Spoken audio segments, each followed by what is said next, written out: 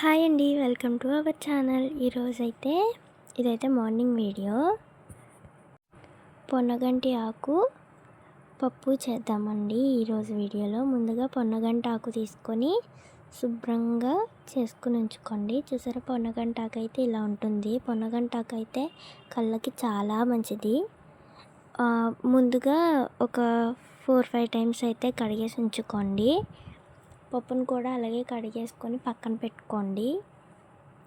కడిగేసిన పొన్నగంటి ఆకునైతే పప్పులోకి యాడ్ చేసుకొని చూపిస్తున్న విధంగా ఒక నిమ్మకాయ సైజ్ అంత చింతపండు, 2 పచ్చిమిర్చి, మీడియం సైజు ఉల్లిపాయ ఒకటి తరుగి వేసేయండి.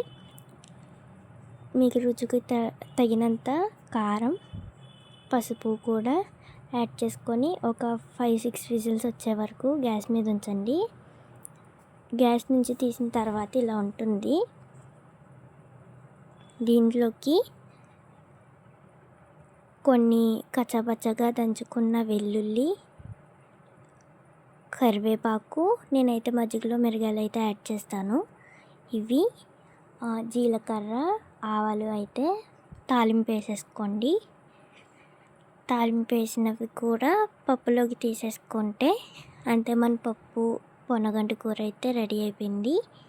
ఎవరైనా టేస్ట్ చేసి ఉంటే కనుక కామెంట్ చేయండి, చాలా బాగుంటుంది. ఎవరైనా ట్రై చేయకుండా ఉంటుంటే కనుక ఈ రెసిపీ ఖచ్చితంగా ట్రై చేయండి. ఎలా ఉందో కామెంట్ చేసి చెప్పండి.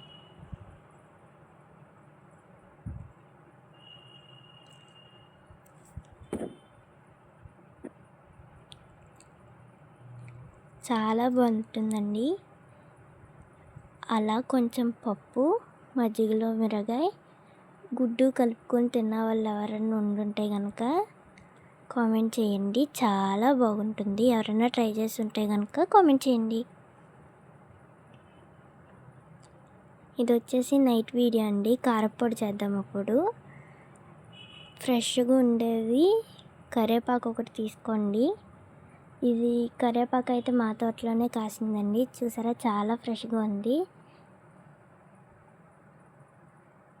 చాలా అయితే తీసుకొచ్చాను, కానీ నేను యాడ్ చేసింది కొంచెమే యాడ్ చేసుకున్నాను నేను.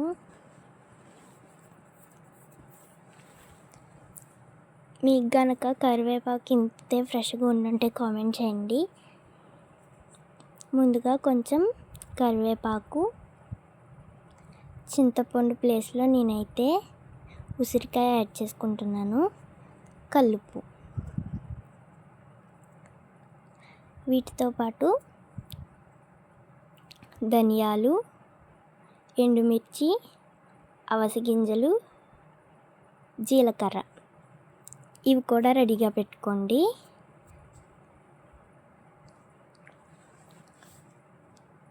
ముందుగా ఒక గిన్నెలో ఆయిల్ వేసుకొని ఉసిరికాయలు అయితే వేసుకొని గోల్డెన్ బ్రౌన్ వచ్చే వరకు వేయించుకోండి. వీడియోలో చూపిస్తున్న విధంగా కొంచెం కరివేపాకు కూడా వేసుకోండి. ఇవి కొంచెం ఫ్రై అయిన తర్వాత ధనియాలు, జీలకర్ర, ఎండుమిర్చి, అవిసె గింజలు కూడా వీటిలోకి యాడ్ చేసేసుకోండి.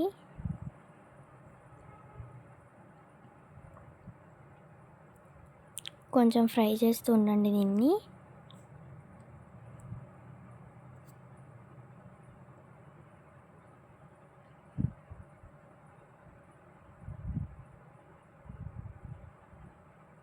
వీడియోలో ఉన్న విధంగా అన్నీ కలర్లోకి వచ్చేసరికి మీ టేస్ట్కి తగ్గట్టు కల్లుప్పు కూడా యాడ్ చేసేసుకోండి. కొంచెం దీన్ని ఫ్రై అయ్యనిచ్చి చల్లారిన తర్వాత ఒక మిక్సీ జార్లోకి తీసుకొని మీరు మిక్సీ పట్టేసుకోండి. నేనైతే మిక్సీ జార్లోకి ఇది యాడ్ చేసుకొని కొన్ని వెల్లుల్లిపాయలు కూడా అయితే వేసుకున్నాను టేస్ట్ కోసం. మీకు నచ్చితే వేసుకోవచ్చు, లేదంటే స్కిప్ చేయొచ్చు కూడా. అంతే, మన కారప్పొడి అయితే రెడీ అయిపోయింది.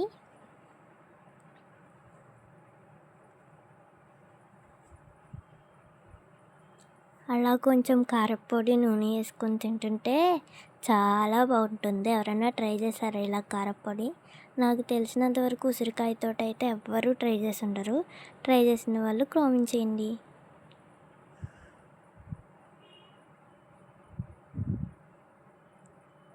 చాలా బాగుందండి. ఇదిగోండి మీకు కూడా ఒక ముద్ద.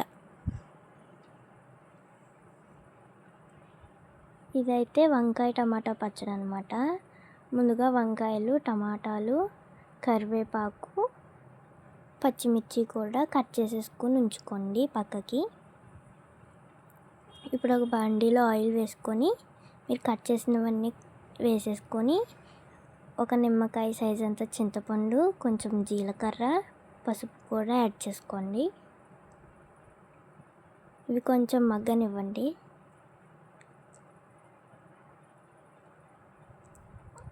మగ్గిన తర్వాత 5 నుంచి 6 వరకు వెల్లుల్లిపాయలు కూడా వేసుకోండి. ఇలా ఆయిల్ అంతా ఇంకిపోయే వరకు మగ్గించుకొని తర్వాత చల్లారిన తర్వాత ఒక మిక్సీ జార్లోకి తీసుకొని కచ్చాపచ్చాగా మిక్సీ పట్టుకోండి.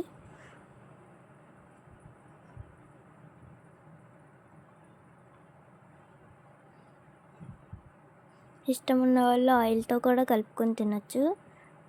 మీకు ఇష్టం ఉండకపోతే ఆయిల్ కూడా స్కిప్ చేయొచ్చు. నాకు ఇష్టం కాబట్టి నేను ఆయిల్ తోటి అయితే తింటాను ఎప్పుడు.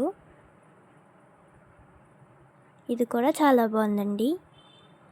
మీకు నచ్చుంటే కనుక ఈ వీడియో లైక్ చేయండి, షేర్ చేయండి, సబ్స్క్రైబ్ చేయండి. Thank you for watching this video.